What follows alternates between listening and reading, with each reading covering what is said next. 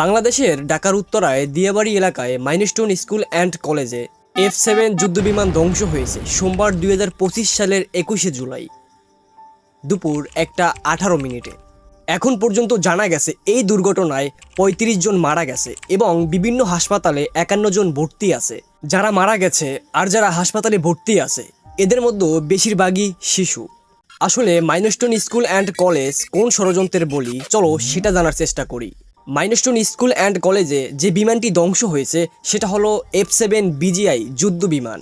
আর এই বিমানটি চীনে উৎপাদন শুরু হয়েছে 1956 সালে এবং চীন উৎপাদন বন্ধ করে দেয় 2013 সালে।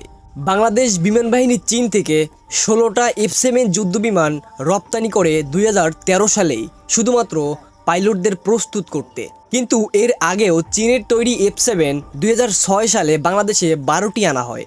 বাংলাদেশে 2006 থেকে 2025 সাল পর্যন্ত এই 19 বছরে চীনের তৈরি F7 যুদ্ধবিমান বাংলাদেশে বড় 4টি দুর্ঘটনা ঘটায়, এতে পাইলট সহ অনেক মানুষ প্রাণ হারায়।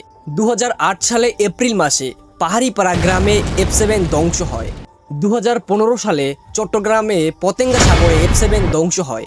2018 সালের নভেম্বর মাসে টাঙ্গাইলে মধুপুরে F7 ধ্বংস হয়। এরপরে 2025 সালে 21শে জুলাই মাইলস্টোন স্কুল অ্যান্ড কলেজে F7 ধ্বংস হয়। তবে F7 বিমানটি একে খন্দকার থেকে উড্ডয়ন করে একটা 6 মিনিটে, 12 মিনিট পরে একটা 18 মিনিটে ধ্বংস হয় মাইলস্টোন স্কুল অ্যান্ড কলেজে। তবে স্কুলটিতে দুর্ঘটনার সময় শিক্ষক এবং ছাত্রছাত্রী ছিল 200 থেকে 220 জনের মতো। আর যারা মারা গেছে তাদের মধ্যে বেশিরভাগই বয়স ছিল 9 থেকে 14 বছরের মধ্যে। এই দুর্ঘটনায় F7 যুদ্ধ বিমানের পাইলট ছিল তৌকিন ইসলাম।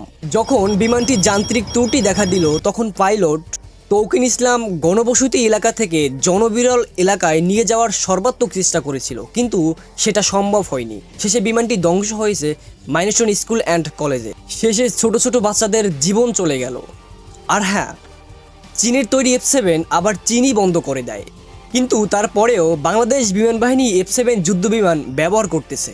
আর এই জন্যই বাংলাদেশে মাইলস্টোন স্কুল অ্যান্ড কলেজে ছোট ছোট বাচ্চাদের জীবন চলে গেল।